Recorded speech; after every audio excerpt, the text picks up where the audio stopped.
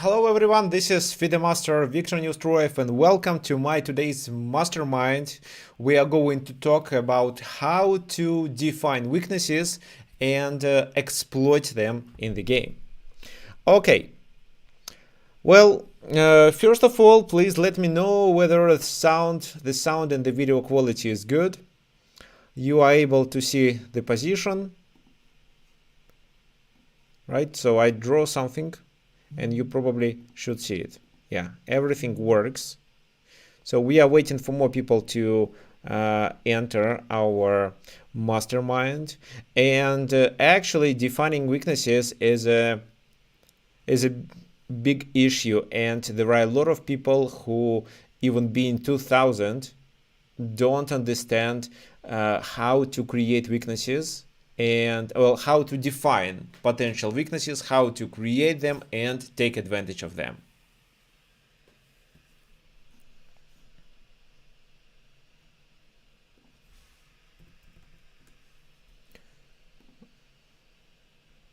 Okay, so everything is working. Oh, there are a lot of people from different countries. Uh, the United States, Spain, Israel, China, Canada, Germany. Yeah, there will be time for your questions, and you can ask questions anytime you want. I'm going to answer them when I have a small pause.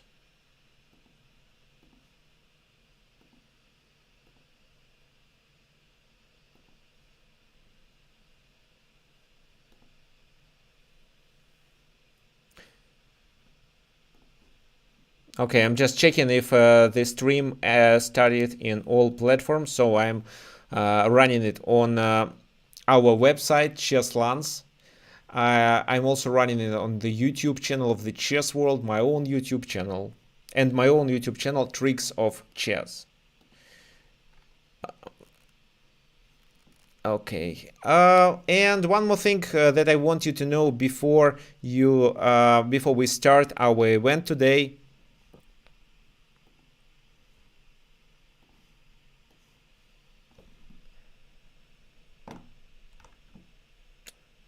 It's this. There is a tournament scheduled for the next weekend. It starts in 7 days. So it's not 7 days, 1 hour. It starts the same time. It's April the 2nd, which is Sunday actually. Sunday, April the 2nd, and at 11 a.m. Eastern Standard Time. It will be a blitz game. It will be a blitz tournament with 9 rounds, 3+2, and it will be conducted on chess.com. So you can register here. And as usual, we offer money prizes. $50, $40, $25, and of course 1 hour class with a FIDE master. Also, 2 more prizes for the fourth and the fifth prizes. It's also 1 hour lesson with FIDE master. Either FIDE master, it's either FIDE master Nikolai Yordanov, this guy, or FIDE master Armin Musovic. You can also choose instead candidate master Snehal Bosail. He is strong enough. He actually has 1 international master norm. So you can choose between these 3 coaches if you are among our winners. So I'll send you the link. Don't forget to register if you are going to participate in this event.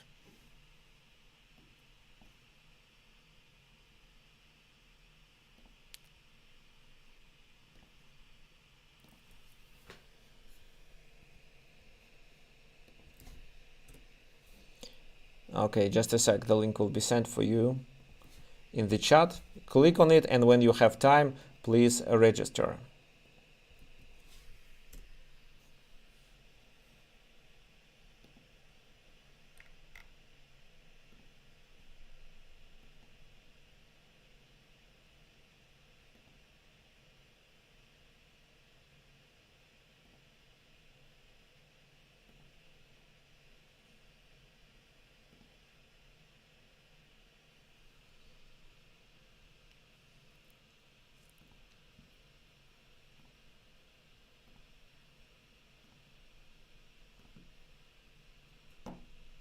Okay, just one more thing before we start.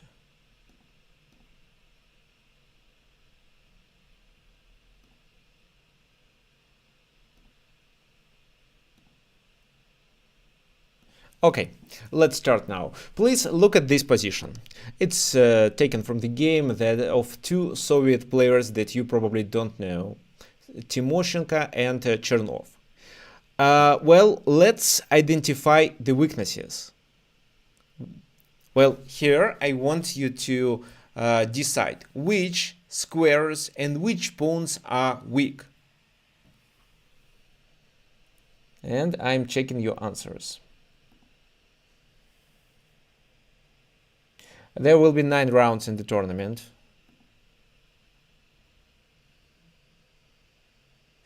Yes, I see all the comments.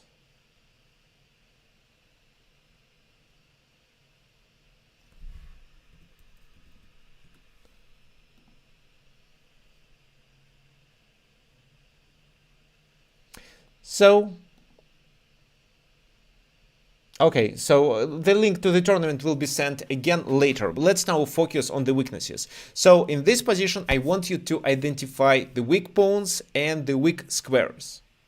I just want you to give a try, and then I will explain everything. Okay, so Paul suggests h6, d6 and c7. Okay.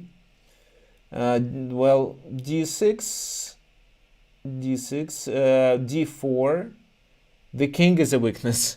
Well,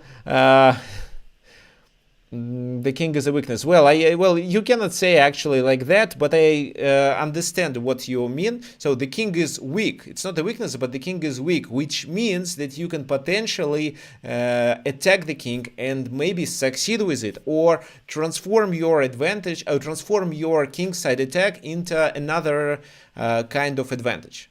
Maybe you'll gain the material during this attack.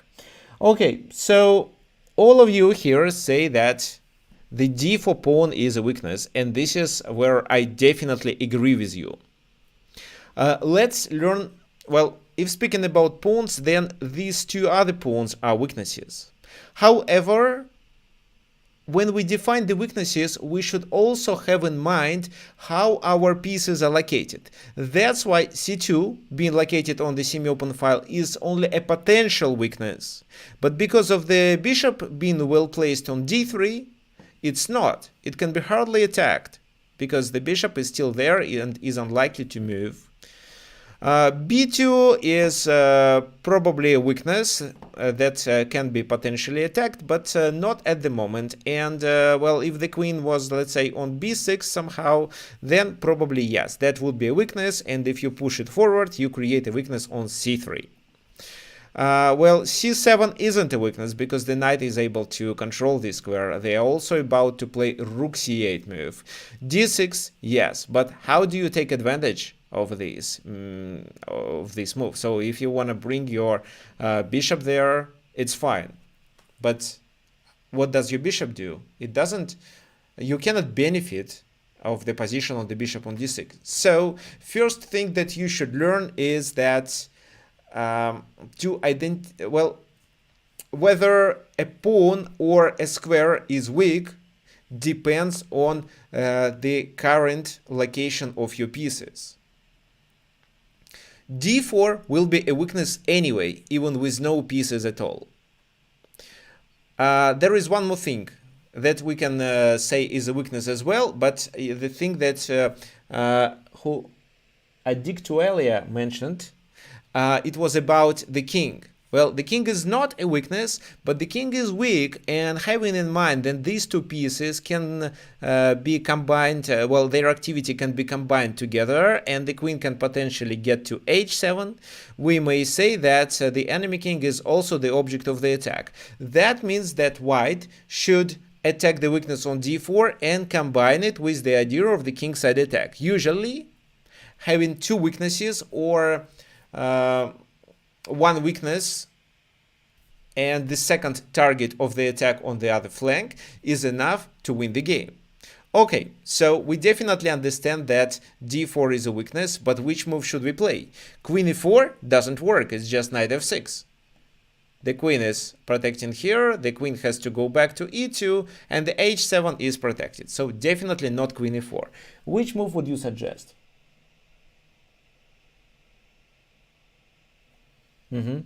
Okay, how long the class will be? The class will be just 1 hour or maybe 1 hour 15 minutes. If speaking about the d6 square, while you're thinking about the next move of while you're thinking about the move that white should play, I want to say something about knight d6. Well, yes, this is a good idea to place the knight on d6, but it would be much better if this knight would be supported with the pawn on c5 or e5. Because even if your knight gets there and you attack several squares into the enemy camp, the position of the knight on d6 is unstable, because they can always take on f4 and then just play rook fd8 and you have to retreat with your knight. So that doesn't make much sense. If the knight was better protected, then yes. Moving the knight to d6 could make sense. However, the knight does a more important function. It attacks d4. Okay. I see your suggestions.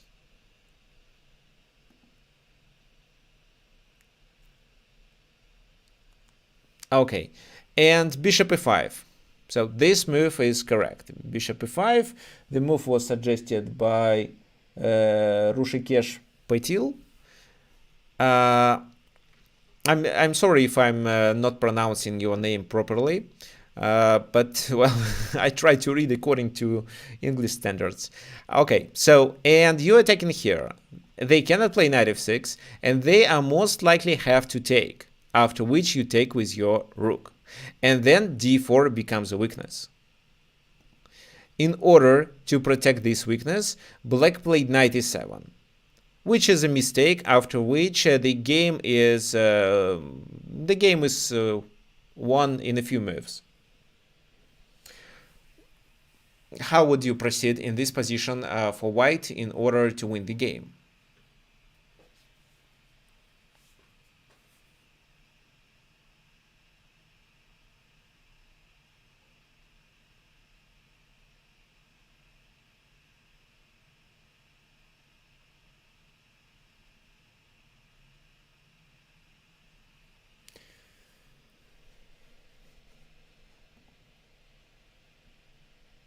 Okay, so I'm checking your comments.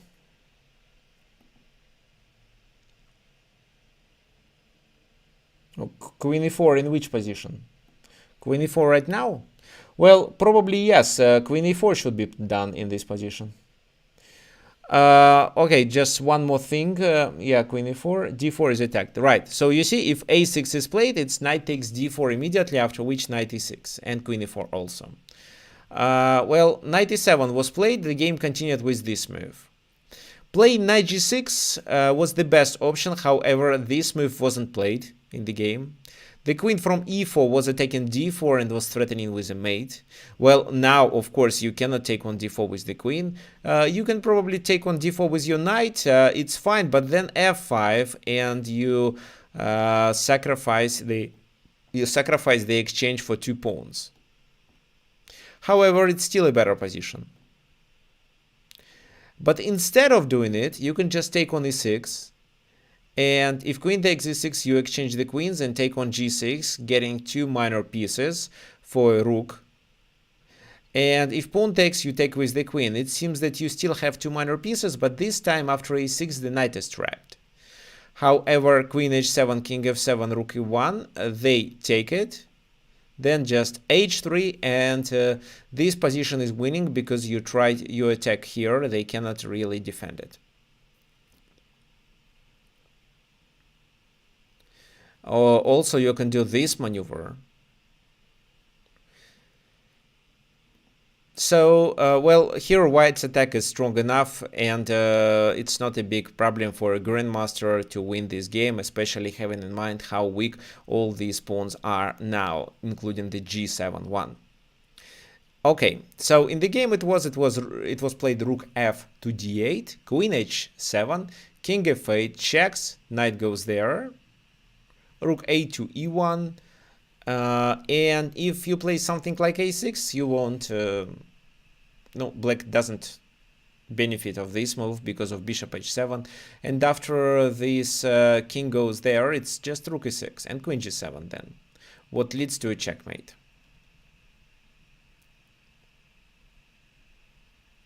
So after queen h8, knight g8, and rook a to e1, in the game it was bishop d5 played. But bishop d5 is also a mistake. Well, I mean, it's not a mistake, this move just doesn't save the game. Rook takes, queen takes, knight c7, which is not required, bishop h7 can be played right away, and bishop h7 was played now, after which black resigned. Well, you may say knight e7 is a wrong move, and I partially agree with you. The best option was knight to f6. But even if this move is played, the pawn is still lost.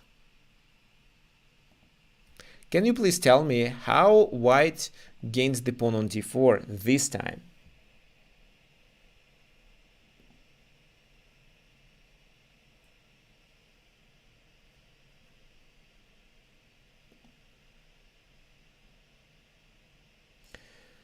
Well, in that position, when we had the attack, we need h3 because it's just a prophylaxis. We don't really need this move. It's just a prophylaxis to not blunder the back rank mate in some of our combinations. So now the task is how to take this pawn when the knight is on f6 and queen e4 no longer works.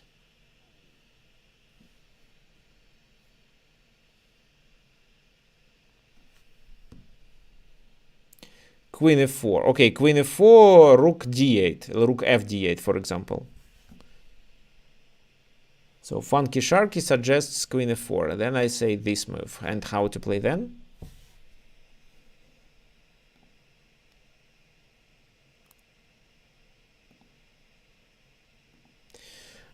Bishop e4, but what's the point of bishop e4?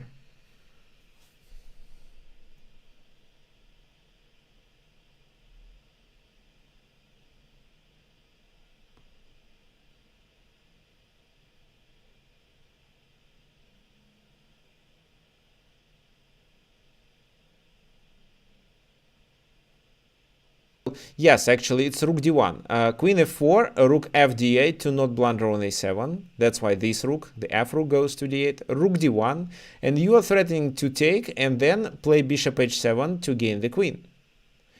So let's say they move the king, but then you just play bishop f1 and nobody can save the pawn on d4. So rook c8, for example, then you take there. If a6 is played, you take there with the knight and they cannot exploit this pin. Moreover, you can protect your knight with the c3 pawn. So here, by identifying the main weakness, which is d4, and it's actually easy to realize it, you are trying to find how exactly to capture this pawn. And that's why such move like bishop e5 may come to your mind, because this is how you provoke your opponent to exchange the knight for the bishop, which in his opinion is beneficial. But even if he doesn't do this, then queen g3 looks good and queen e4 is fine, because after queen e4 there will be no knight f6 move anymore. So with bishop e5 you get rid of one of his defenders and then make this pawn weaker and easier to attack with queen a4 move. Or queen f4 move, depends on how they play. So that's why if you identify properly, it's easier for you to come up with a plan and find the moves that allow you to exploit the weakness. Well, this is where we are talking about pawns as weaknesses. We are going to talk about weak squares a little bit later, just on the next example. About the weak square. So we have the same position, but the knight is there. Could you please answer the question whether the c5 square is weak or not?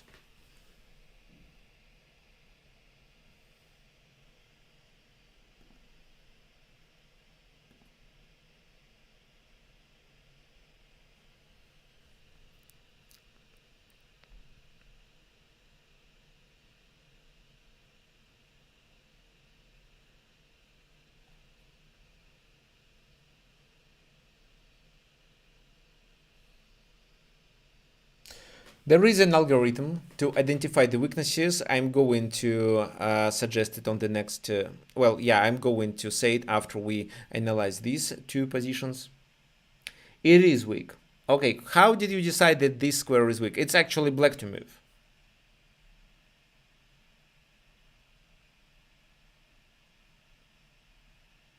So, okay, in this position, the c5 isn't weak. Why? Because they can just simply play such move like b6. But if we look at this position, for example, where the pawns are already advanced, then c5 is a weakness, and white is threatening with knight c5, attacking several targets into the enemy camp. Well, you may say, okay, they cannot play with the pawn, why not to play maybe something like that to cover this? Yes, it's possible, but this time the queen is tied down to the c5. So look, white uses their knight to potentially attack the weaknesses and wants to jump to c5 to occupy this square. And black has to keep his queen defending this square. If, let's say, it was the knight on d7, I would say it's fine. Then with rook c8, this square won't be so weak.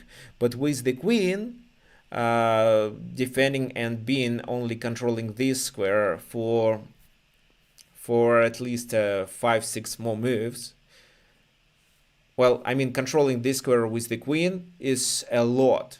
I mean, the queen's task is to perform something else, secure weaknesses on the other flank, and maybe participate on the king side, but not to cover only one square of the position. Okay, so when the pawn is advanced, this square is weak. And there is an algorithm how to define weak pawns and weak squares. So, for example, a weak pawn or a weak square is a pawn and the square that can be easily attacked or occupied and can be hardly defended. Like this pawn. It's easy to attack by bringing more pieces, like queen e4, bishop e5, maybe rook e4, and knight from b3 or knight from b5, where it was. But it's hard to defend it. It may be defended only with this knight, with one rook from behind, and probably with the queen from a certain spot. But these are only 3 defenders, while white at least brings 4 attackers. That's why d4 is weak. So the c5 can be hardly defended because of the queen on e7. And if you use your queen to defend a certain square, it's definitely something wrong with your position. In this position, c5 is not a weakness because the pawn on b6 is enough to secure it. So the pawn stops the knight, it's fine. Only the d4 is a weakness. Well, and how to identify the weaknesses? You can first search for the pawns which are isolated. And probably you know that more pawn islands means more weaknesses into the position. Well, another weakness can be the g7 if you are able to keep your pieces attacking it, which is almost impossible in this position. Let's say if the rook was on g3, then yes, we can say g7 is potentially a weakness, can be attacked with these moves, maybe queen g4 in some certain conditions. But no, it's not. And if we go back to our original position, here d4 is a weakness, d6 square is a weak square, but we cannot occupy it. Maybe it's potentially a weakness, but not immediately. In our position, these 2 pawns are potential weaknesses, but having the bishop on d3 means that it's not a weakness at the moment, and it can be only in case if the bishops are exchanged and the enemy rook is placed on the c file. Okay, let's continue with the next example. Maybe it will be more clear for you. So, seems to be quite similar to the previous scenario, but this is a different game. It was white to move. And, well, I'm not asking you to identify a weakness. It's obvious that this is a pawn on d4. What would you do as white in order to take advantage of this weakness?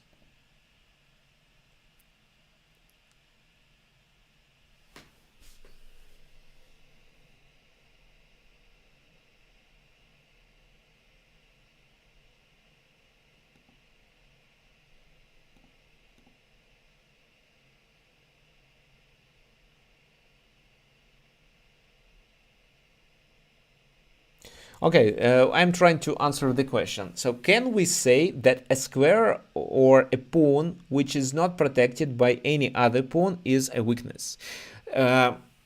We can say so if only we see that the enemy piece is about to take or occupy this square. If, for example, we cannot protect this certain square or this certain pawn, but your opponent cannot attack it, then it's not a weakness.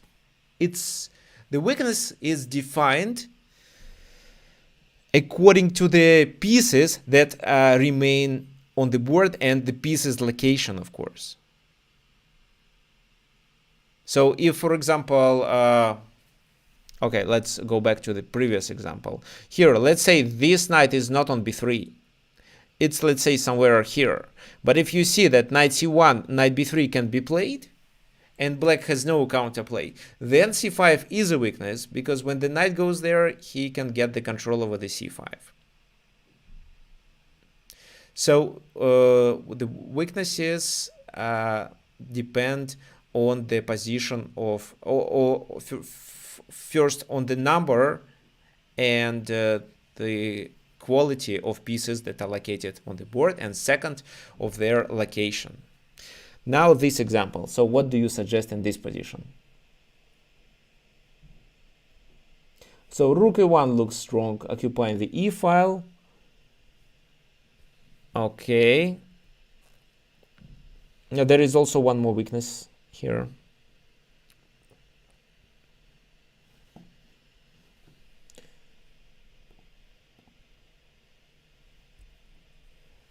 Bishop f5. Bishop f5, exchanging the bishop. Well, I didn't think about this move, to be honest, but I'm not sure whether it works or not.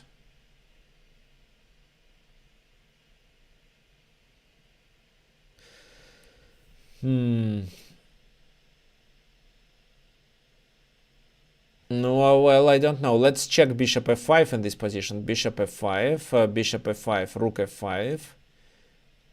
Then maybe queen c6.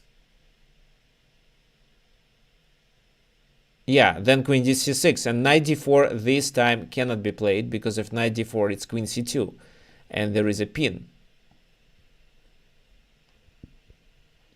Well, you can play h3, of course, but they take on c2. c2 is hanging. c2 is a weakness. While the bishop is exchanged, the d4 weakness is compensated with the weakness on c2. So bishop f5 doesn't work. f3 is also suggested. Well, knight d4 right now is a blunder, of course. The rook is hanging. You cannot play like that. Okay. So I'm checking your other comments. Queen c6. Okay, fine. f3. f3 is another suggestion. Yes, I agree about f3 move.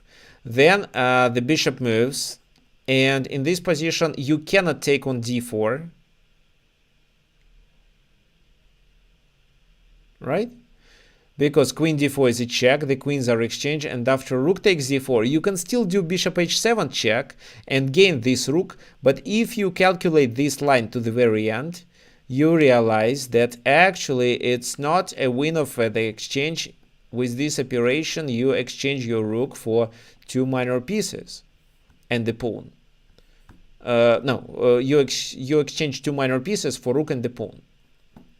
That doesn't favor you. So knight d4 cannot be played right now, but after f3 bishop e6, you can actually continue with this simple move, and now they don't have any defenders. You are about to play with rook d4 and then exchange the rooks, and then maybe retreat to c3 to cover the weakness on c2. Rook a c8, rook d4. Then c3 can be done as well. So that was the simplest way of taking advantage of this move. However, in the game, it was rook d to e1 played. Black played this move, white continued with this move, they repeated the position, and then they played 134 moves, and the game ended in a draw, if I'm not mistaken. But Well, definitely every time after bishop g4 is played, f3 was an option. Rook d e1 for the first time makes sense, because black may consider such move like a6, trying to trap the knight. But if a6 is played, then you can actually take advantage of another weakness that was formed after rook d to e1 was played. Which weakness I'm talking about? Which move would you suggest for white to play?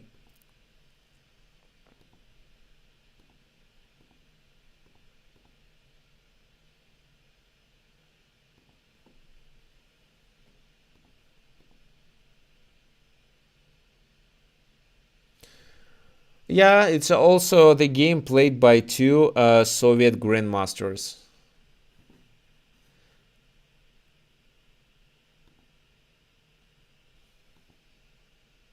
So the seventh rank, these two squares are weak. A rook is 7. And if the queen moves, then you can either do this or play knight c7. Depends on where. Well, actually, you can take on d4. They probably react with this move, and then you take on d4. If they react with this move, then knight c7 works. But after rook e7, they can play this sneaky move.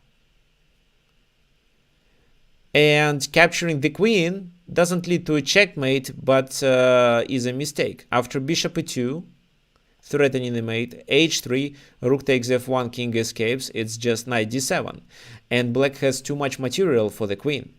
So black is winning in this position.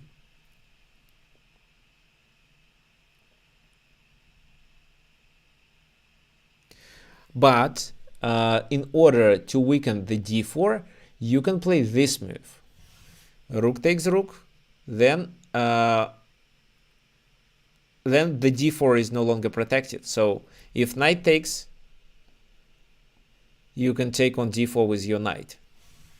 If rook takes, you can still take on d4, but this time queen e1 check, bishop f1, and after queen e3, for example, you successfully exchange the queens and pass the game into a minor piece endgame with extra pawn, which should be winning. So for the first time, it makes sense to play rook e1, but after the bishop retreats, you play rook d1, bishop g4, then definitely f3 should be done with the idea of bishop f1 and taking on d4. Okay, so d4 was a weakness, and with this f3 move, we could take advantage of it by just directly attacking, because there are just a few pieces protecting it, queen and rook, while we can attack with 3. Okay, the next example, which I'm sure you'll find more interesting. Well, can you please identify weak pawns or potentially weak pawns in this position?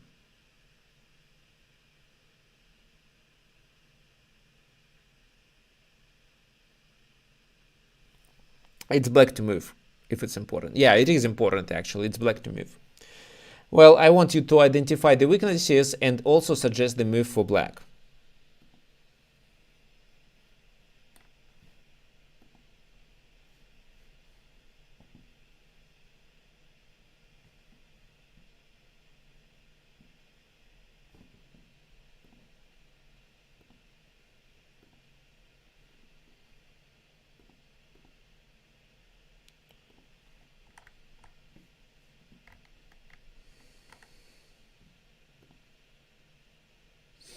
So c3 is a weakness. Okay, I agree with you.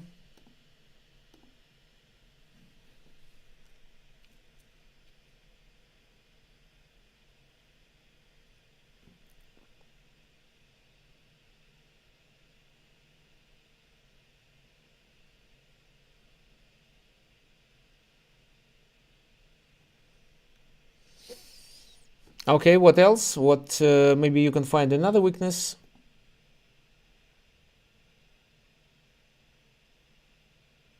Okay, so Funky Sharky is correct, and of course some calculation is required. So the weakness is on c3. b2 is potentially weak in case if the c pawn is removed, maybe this. But if you play something like that, the next move of white is c4. Then they move the rook, play b3, and you cannot benefit. There is only one weak square, it's c3. But after white castles, your bishop jumps to c3, you don't really improve your position. Queen just moves and that's it. So they are about to play c4. That's why we have no time to play a waiting move, but we have to play c4 ourselves and calculate this line. This is what was played in the game. Well, this time that were not Soviet players playing it. I don't know these guys, but doesn't matter.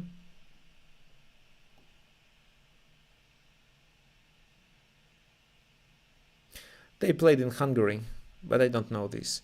Well, probably they are from they were from Eastern Europe. c4, and if they take on c4, then we have queen c7, we have rook c8. We can take on c3 and then play queen to c7. Well, we'd better start with queen c7 right away, with the idea of moving our knight to c5 with a temper. Let's say bishop goes to a2, take, and after b takes c3, it's just knight d5, threatening with bishop takes c3. And our bishop is protected, which is quite important. For example, if instead we decide to take and continue with rook c8, and they play bishop to b3, after knight d5, we don't win because of this move, and bishop c3 is faced with bishop b7, and in this position white has three minor pieces. Well, the a6 pawn dies, so it's three minor pieces versus queen, which almost compensates the queen. That's why queen c7 is more important. So queen c7, bishop a2, then we take on c3, and if they take with the queen, we exchange the queens, and the pawn on c3 is a weakness. Here we just simply continue with this move, and then we are pressuring two pawns, a4 and a4. If they instead move the bishop to e2, the pawn here becomes the object of the attack, and knight c5. And after queen c2, we just take and take advantage of the weakness on c3. So they take with the knight, we take with the other knight, they take with the queen, and lose the rook after bishop takes c3. So taking on c4 isn't a good idea. That's why instead they retreated. Bishop to c2, b3. Now bishop b1 traps the rook almost for the entire game. Bishop d1 was played instead. The problem of this move is that now the e4 pawn becomes a weakness. Why?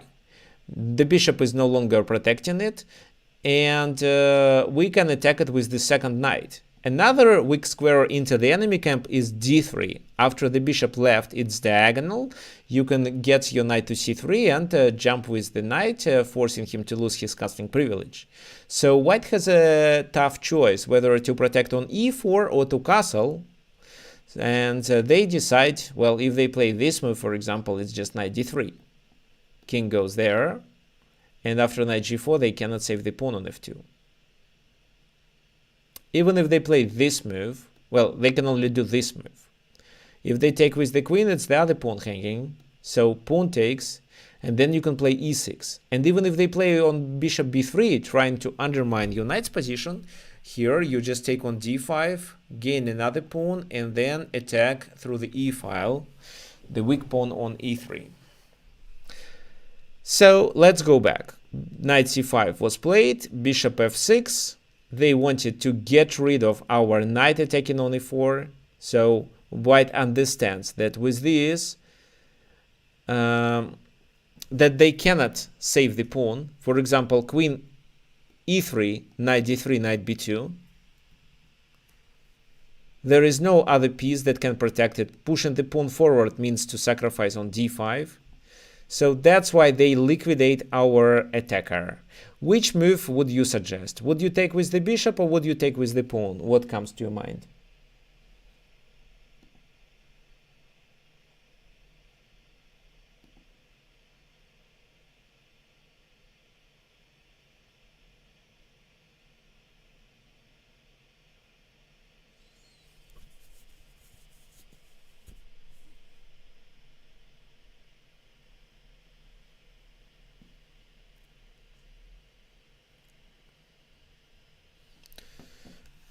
So with the pawn, okay, Paul, can you explain your idea, or why do you want to capture with the pawn?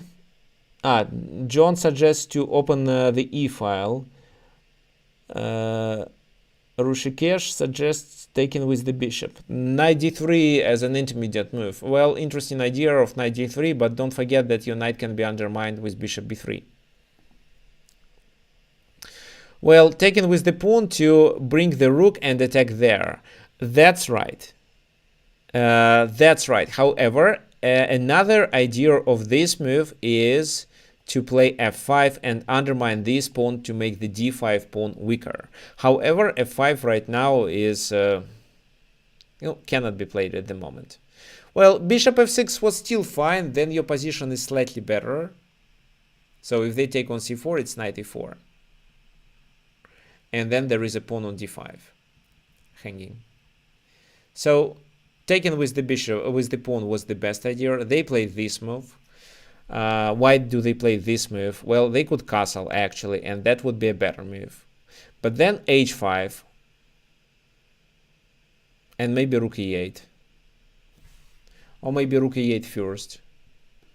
And if they play this move, well, I'm not sure if you can do this. Well, then maybe rook c8 first, and then you can consider this option. And after that, maybe also king h7 and bishop h6 to trap the queen. Okay, that was probably the best move. Instead, in the game, it was bishop e2. They were trying to attack our weakness.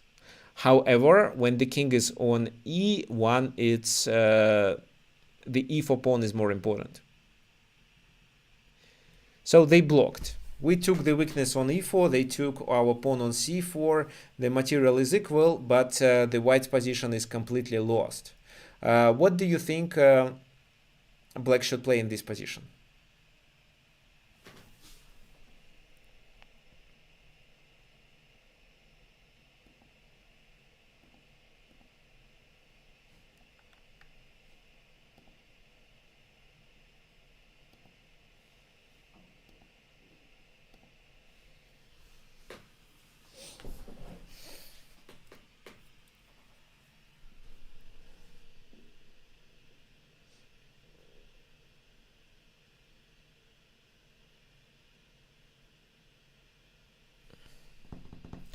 Who can tell me?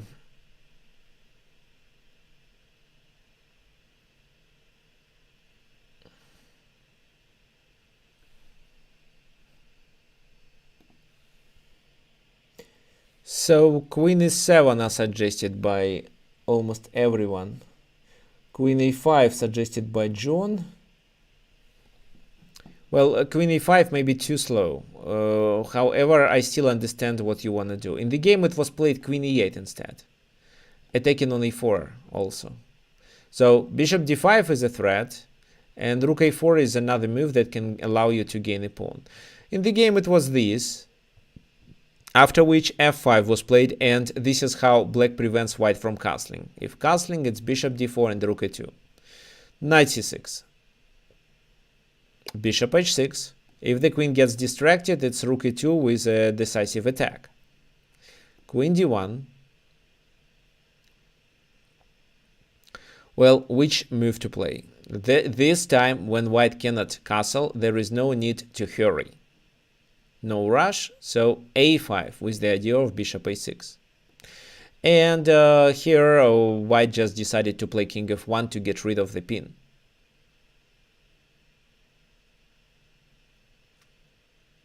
What would you play then?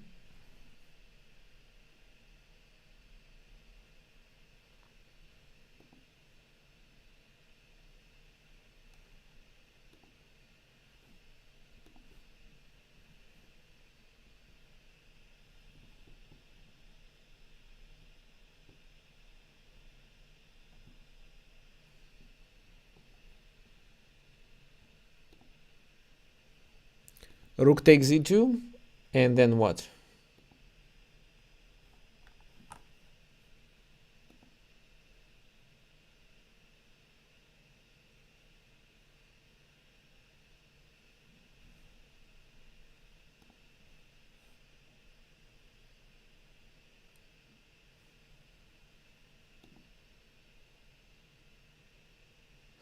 And then bishop a6. Well, yes, actually, rook takes e2, queen takes e2, and bishop a6. You don't win a queen, but after the exchange, you are collecting these weaknesses. King d1. Well, not king f3 because bishop d5 would be a check. However, you cannot take on d5 right now because of knight e7 fork. So king f8 first, knight d4 was played, and then bishop d5. This is where we can stop. There is a bishop and two pawns to compensate the rook. Also, this bishop pair is quite strong, and well, white is completely losing here. There is nothing they can do to survive. This pawn is a weakness. This is a weakness as well. The king is the object of the attack. The g2 is under attack. So because of a huge number of pawns, extra pawns, and pieces activity, especially bishop's activity, black wins here. Well, they played for 11 moves more, and only then white resigned. What I want you to remember from this game. So there was a weakness on e4. Okay, let's start from the very beginning. So first of all, there is a weakness on c3 and potentially on b2. That's why we play the move to fix the weakness, and it makes easier for us to attack. Bishop c2, b3, bishop d1, and after knight c5, there is another weakness on e4. And as well as on d3, which is this time much weaker than the pawn on c3 was. And then we are converting our advantage. So there was a weakness on e4 that we converted into initiative, into pieces activity through the e file.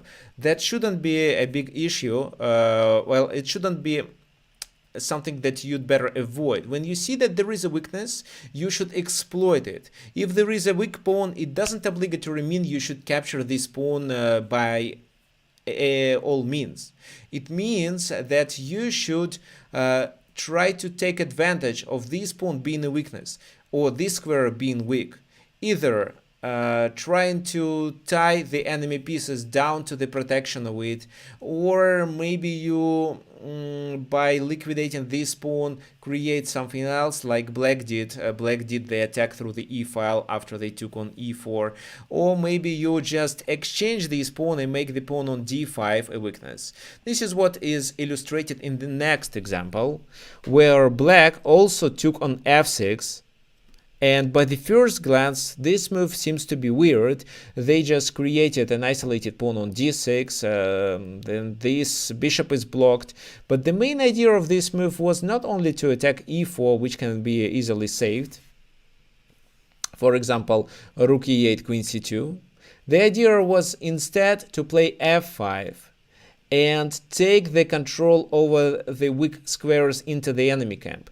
They cannot tolerate this move, so they cannot defend it. For example, if they continue with this move, they would be in trouble. After f takes e4, knight takes e4, knight takes e4, queen takes e4, bishop f5, they are in trouble. So that's why after f5, let's say they take, sorry, this move doesn't work, it's just a blunder. E takes f5, bishop f5, and then what? The rook can hardly find a good spot, but even if it did find, then all these squares are weak, and the bishop's activity, maybe together with the rook, decide the result of the game.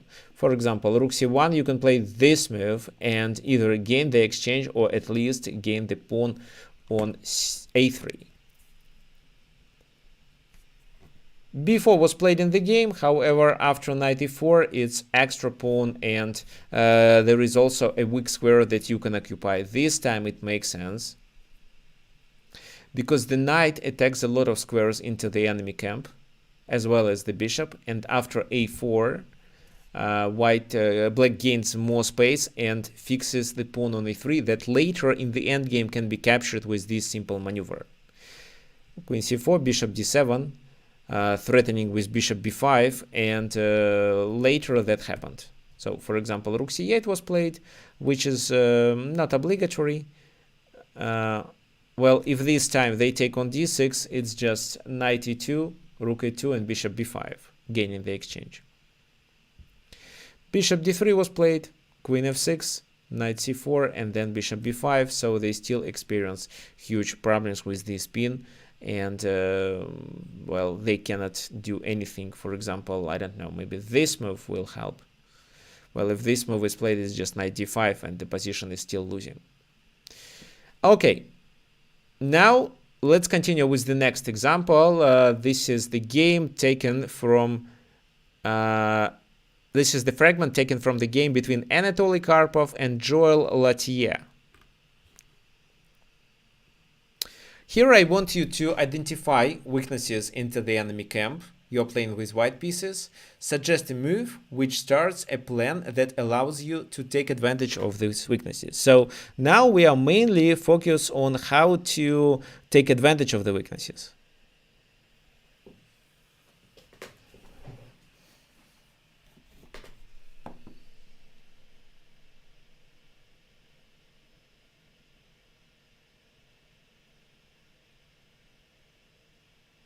Oh, okay, I see your question.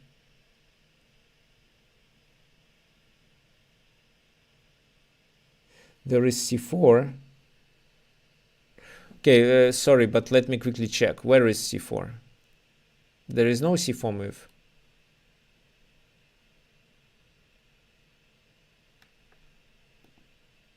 No c4. Oh, yeah. Okay, let's continue with Karpov.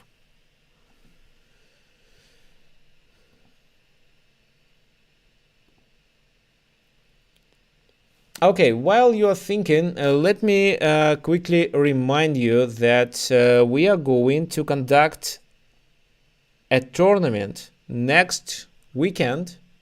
It starts the same time as our mastermind started today at 11 a.m. It's Sunday, April the 2nd. And there are 3 money prizes, and all 5 winners as an extra prize get a 1-hour class with a FIDE master from our school. It's either FIDE master Nikolai Yordanov or Armin Musovich or candidate master Snihal Bosail. Well, however, if you want to book a class with one of these coaches, you can simply click, well, you can book a test lesson, which is a trial 20-minute session. Then you choose your time zone. I'm in Asia, Almaty. Where is it? Asia, Almaty. So I'm here, but usually the time zone is set automatically. Then you choose the time that works for you, enter your name, and click to proceed to the payment. It's absolutely free, but we freeze $2 on your bank account, on your card that you're going to pay with. And in a few days, we just release this money. This important feature is made to just to make sure that you are serious about a chess lesson and you won't miss it. If you're looking for a 1-hour class, a paid session, then you can also book it on this website. You just click book your lesson and choose what works for you according to your time zone, and then proceed to the payment again. I'm going to send you the link so you can book a class, and if you want, of course. And we continue. We continue with our topic, which is exploiting weaknesses. So first we were trying to identify weaknesses, now we are trying to exploit them. So here your task is to create a permanent weakness into the enemy camp and then exploit it.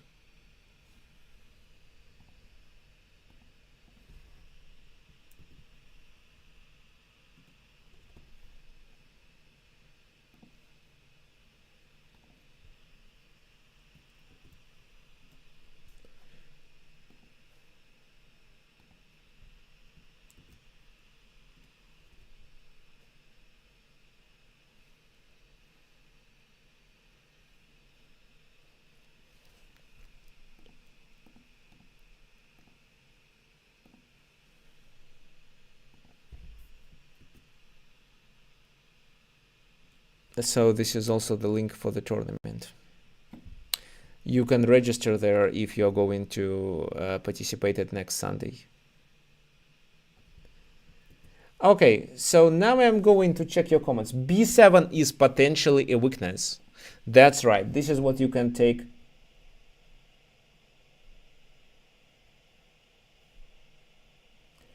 This is what you can analyze and take advantage of. So to create these weaknesses, well, yes, C6 can be a weakness if you do this, which you should have in mind, of course.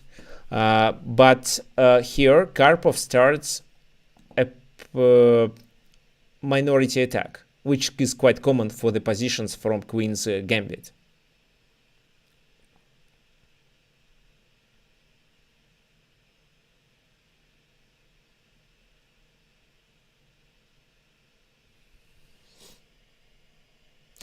Well, there were other suggestions. Some, well, I don't remember who exactly, but okay, it was on Twitch. Forky said that h7 is weakness. Okay, yes, you may say like that, but how do you take advantage of these weaknesses? Of this weakness on h7. There are two knights covering it. Well, you may say you can get rid of one of them, but what about the other one? Moreover, your queen and bishop are located in such a way, so bishop h7 makes no sense. King h8 and you wouldn't benefit of this operation. That's why h7 isn't a weakness. You cannot take advantage of it. If, for example, you had enough time to remaneuver these pieces and also to distract both knights, then probably yes, but not in our case. So that's why here Karpov tries to create a weakness on b7 or c6. Knight g6 was played and he continues with a4. This time he threatens with this, which makes the pawn on c6 a weakness. That's why black continues with a6 move. Bishop c3, queen goes to g5. Could you please suggest the next move of white?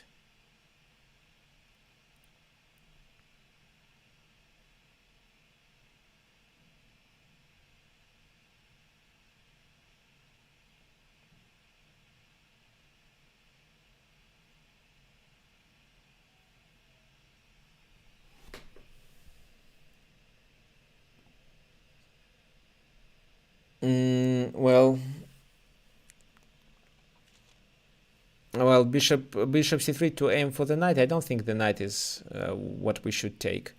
If we take the queen takes, plain f4 makes sense, but not right now. You see, there is bishop e3 always with a check. That is quite annoying, but generally speaking, f4 can be a threat.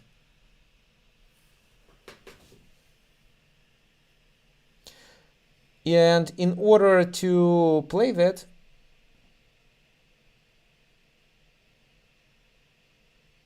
bishop g6. Well, bishop g6, I think your bishop is quite important for this position.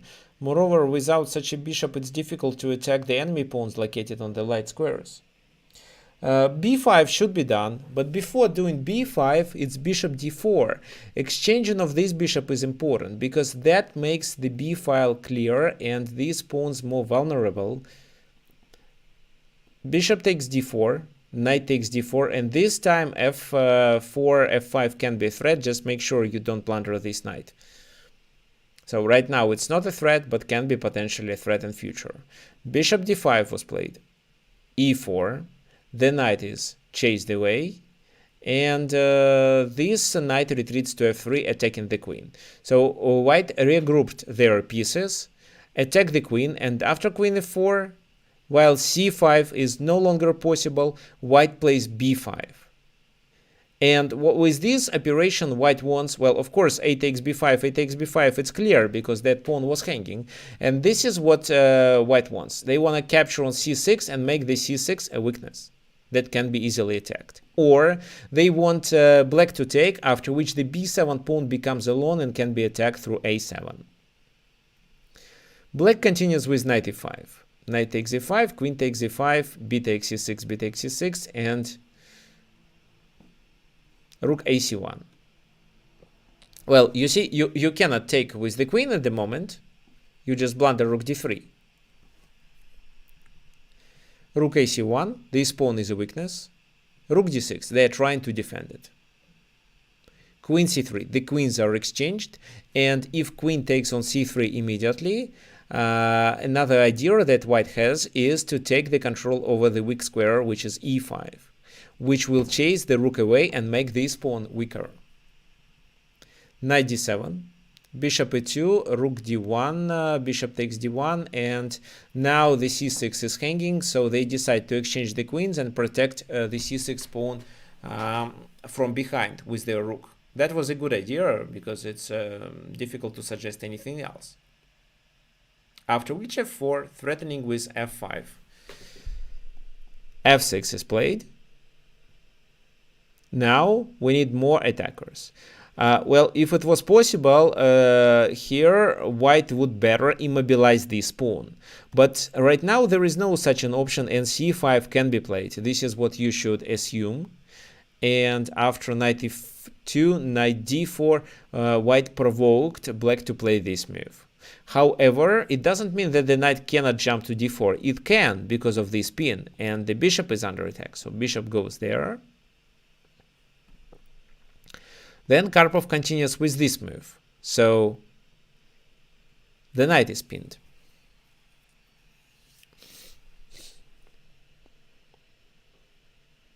Rook goes to e8, attacking there. This time bishop d7 doesn't work because of c takes d4, the rook is hanging. That's why knight b5. And this move means the knight is not protected. Knight b6. If rook c5, we lose only 4. That's why knight d6 first to protect it. And if they play this move, we just exchange and take on c5, gaining the pawn and winning this in game. That's why knight a4 instead. Rook a3. Both pieces are under attack, so rook a8. And what do you think is the next move of white in this position?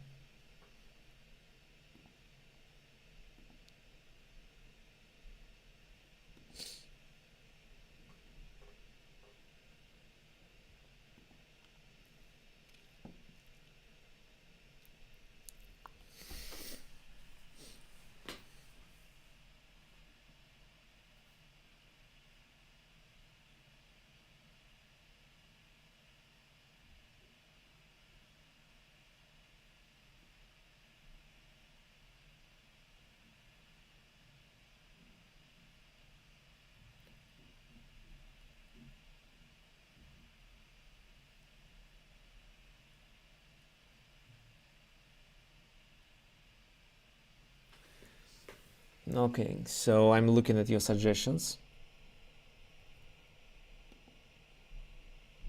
Bishop d1. Well, bishop d1, just knight b6.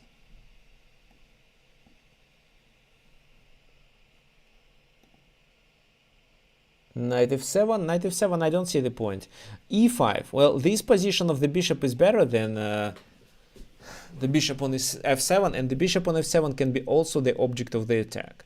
e6 can be played on the next move, then e7, e8, so bishop d5, and after e6 Latier resigned because of e7 coming. Well, let me illustrate why exactly he resigned. Then e7 and knight d6 or knight g7. So what I want you to remember, how to exploit weaknesses. So here white focused on the attack of the weakness of the c6 pawn. First of all, white initiated a pawn minority attack, created a weakness on c6, and tried to attack it with their pieces. Later, when the pawn moved to c5, instead of trying to attack it with something else, with maybe exchanging the bishop for a knight and trying to attack it with the bishop from d3, let's say, white decided to focus on his other plan. So he converted the advantage of having the weaknesses into the enemy, having the weakness into the enemy camp. He converted it to a passed pawn on the e file, because of which he could win the game.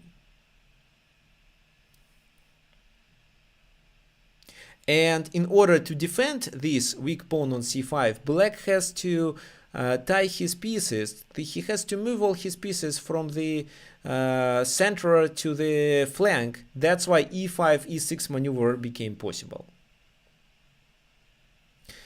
And from that moment, I want you to learn that when you are when you created a weakness, permanent weakness into the enemy camp, and you wanna gain it, it's not always obligatory to capture that pawn. You can take advantage of this pawn being into the enemy camp in a different way. For example, tie enemy pieces down to the protection of this pawn. You can distract his pieces. You can force his pieces to get to one flank while you do something on the other flank. It's not always important to capture this pawn. And moreover, strong chess players, especially grandmasters, do not capture this pawn. If they see they can capture the pawn, but they understand they can capture this pawn anytime later, they'd better play some prophylactic moves in order to not fall into complications, and take this pawn later in the game when the position is safe enough and there will be no counterplay for their opponent. Okay, so is it clear?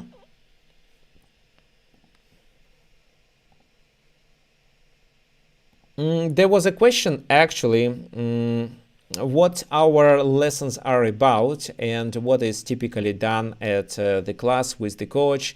Well, during the first session, the coach usually tries to analyze your games, and then all our coaches have a certain training plan that they should follow according to our standards.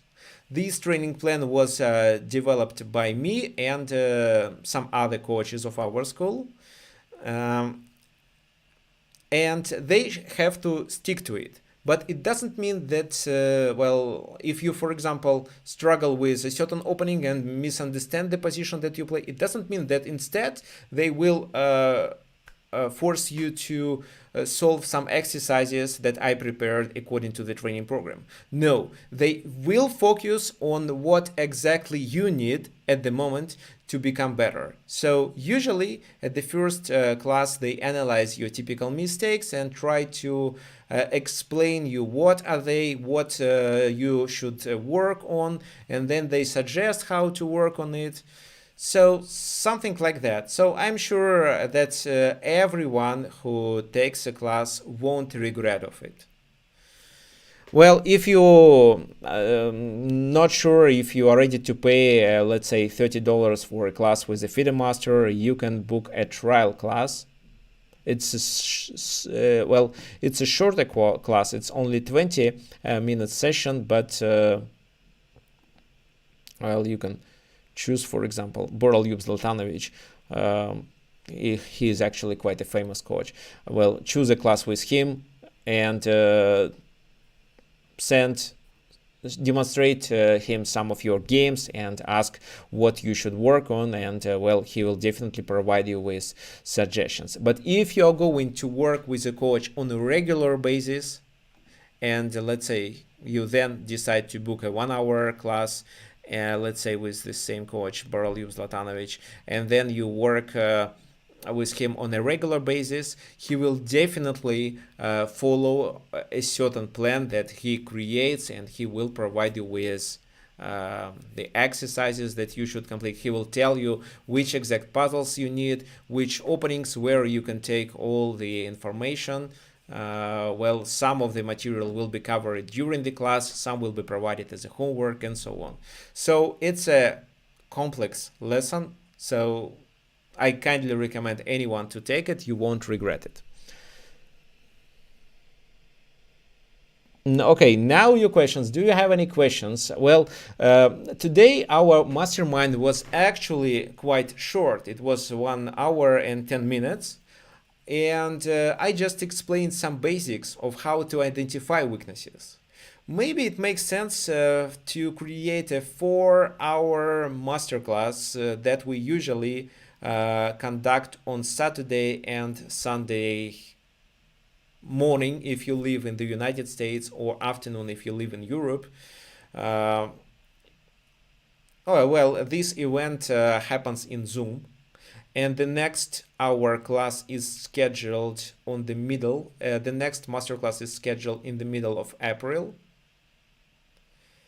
or the 15th and the 16th of April. That masterclass will be devoted to visualization and will be conducted by our coach, international master David Fitzsimons, this guy. You can also book a class with him. He is also a very good coach, and his English is perfect. He is originally from Ireland.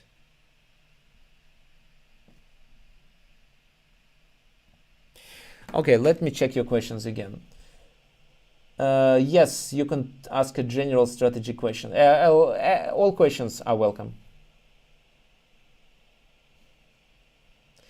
Well, thank you, Clovis. But, well, not me. Anatoly Karpov should thank you. And yes, he was, and maybe he is still, a high-quality chess player.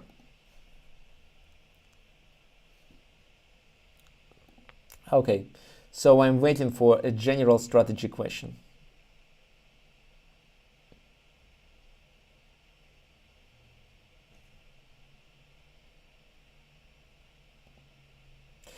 And if you are watching this mastermind at our website, Chesslands, there is a button below the video which is called "Click here to sign up for your lesson."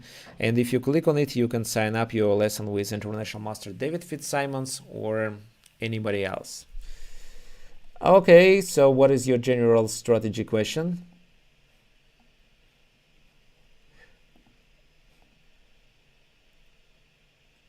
One more thing, guys. If you like these events, could you please share it with your friends, chess players, so more people come and join our events.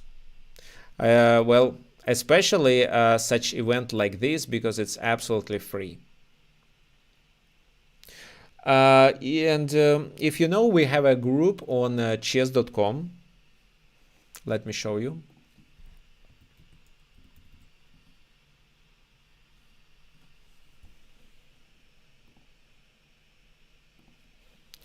Okay, this is my profile, and this is Twitch. I'm streaming on Twitch. That's why it shows in my profile. Well, here, if you click Chesslands, there is a club there is a club that we manage on chess.com. Well, there is a tournament scheduled. This is the tournament that I was talking about, and also our administrator always publish some interesting topics, some videos. So, for example, okay, this is a puzzle, and he also created an article devoted to Knight of Sicilian. So there is a lot of helpful information, and you can enter it. And you definitely need to enter it if you're going to play in our Blitz tournament.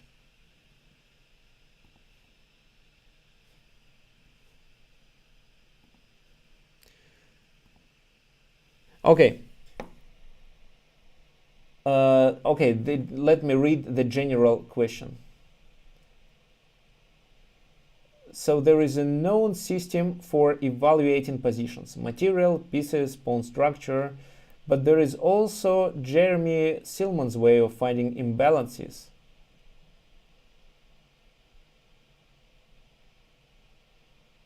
What is your opinion on Silman's system? Well, to be honest, I'm not familiar with his system. I should probably check it out. But I'm familiar. Well, I'm the one who supports the classical way of evaluating the position. when you compare the king's positions, your piece's activity, pawn structure, and so on. And actually,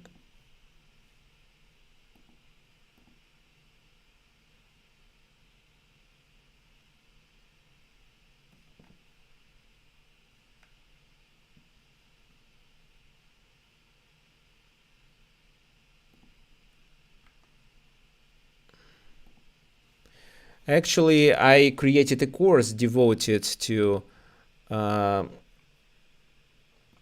evaluation. It's called Evaluate Before You Calculate. A step-by-step guide. Well, it's on Chessable.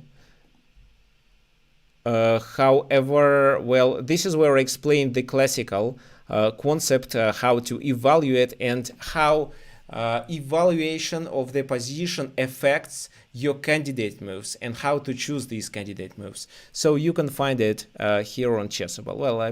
Well, just search on Chessable, evaluate before you calculate. Or I can send you the link if you want.